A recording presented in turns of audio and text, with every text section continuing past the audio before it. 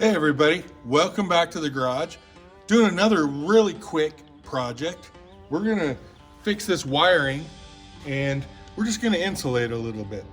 You can see this rear tail light goes through the bed right here, and it's a big open hole like that, and the wiring is exposed. So I've got some grommets and some loom. So we're gonna cover that stuff up and get it nice and tight on both sides. So we're gonna clean that up.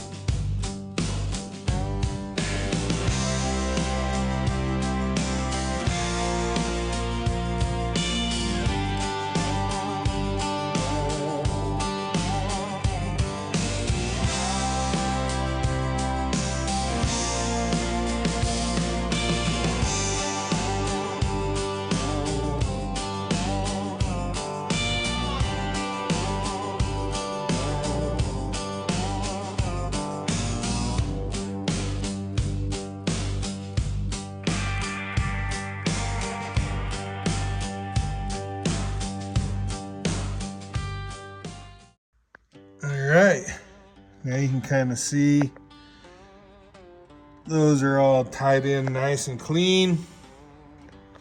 Go over here.